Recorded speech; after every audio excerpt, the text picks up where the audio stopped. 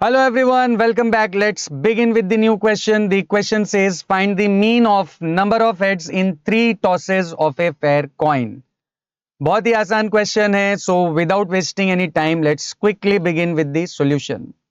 सबसे पहले यहाँ पर हम 3 tosses of a fair coin के लिए सैंपल स्पेस बना लेते हैं and I hope everybody knows how to draw a sample space for 3 tosses of a fair coin.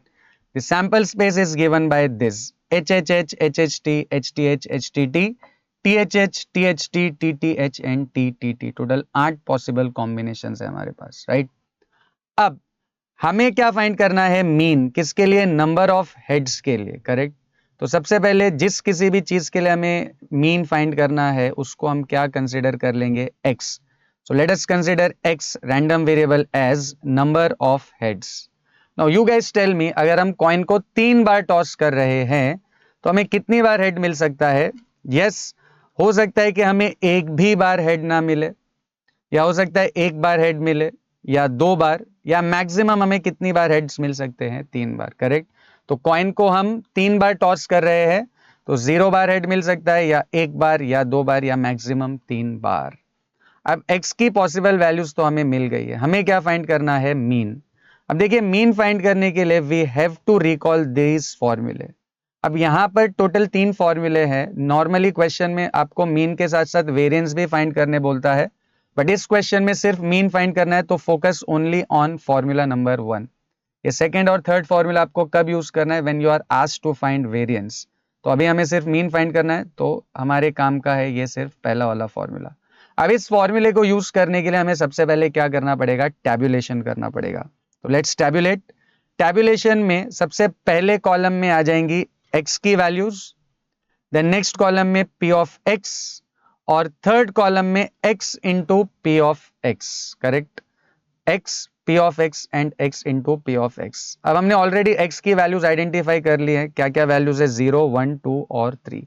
0, 1, 2, 3. अब उनकी करस्पॉन्डिंग प्रोबेबिलिटीज चाहिए हमें. अब यहां पर देखिए, जीरो हेड्स, तो 0 हेड्स का मतलब हमें तीनों के तीनों बार क्या मिला होगा? टेल मिला होगा. तो ये हमारा फेवरेबल आउटकम है, और टोटल आउटकम हमारे पास 8 है. तो favourable is 1 and total is 8. तो 0 हेड मिलने की प्रोबेबिलिटी हो जाएगी 1/8. सिमिलरली एक हेड मिलने का चांस. अब एक हेड यहां पर देखिए, हमें यहां पर दिखाई दे रहा है HTT, THD और TTH, करेक्ट? यहां भी एक हेड है, यहां भी एक हेड है, और यहां भी एक हेड है. तो एक हेड के लिए टोटल 3 फेवरेबल आउटकम्स है एंड टोटल है 8. तो 1 की प्रोबेबिलिटी हो जाएगी 3/8. सिमिलरली दो हेड्स हमें यहां पर दिख रहा है HHT, then HTH and THH, correct? Again दो हेड भी 3 जगह पे मिल रहा है, तो 2 हेड मिलने का चांस हो जाएगा 3/8. एंड 3 हेड्स मिलने की probability, 3 heads meaning HHH, only 1 favourable, total है 8. तो प्रोबेबिलिटी हो जाएगी 1/8. अब नेक्स्ट कॉलम में हमें क्या चाहिए? x into P of x, मतलब कॉलम नंबर 1 और कॉलम नंबर 2 का product. So 0 into 1/8 will be 0, 1 into 3/8 will be 3/8, 2 into 3/8 will be 6/8 and 3 into 1/8 will be 3/8. अब इन सबको ऐड अगर हम करेंगे थर्ड कॉलम की वैल्यूज को, तो we get sum of x into P of x. और ये टोटल, क्योंकि देखिए डिनोमिनेटर सेम है, तो 3 एंड 6 9, 9 एंड 3 12, तो ये टोटल हो जाएगा 12/8. अब हमें फॉर्मूला पता है ई ऑफ एक्स क्या होता है? Expected value. और मीन को देखिए ई ऑफ एक्स भी बोलते हैं.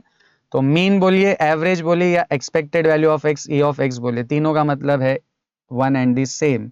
सो मीन और E of X is given by sum of X into P of X. And sum of X into P of X हमने कैलकुलेट किया हुआ है एज 12/8. एंड 12/8 को अगर हम सिंप्लीफाई करें तो ये हो जाएगा 1.5. So the mean value of number of heads in 3 tosses of a fair coin will be 1.5.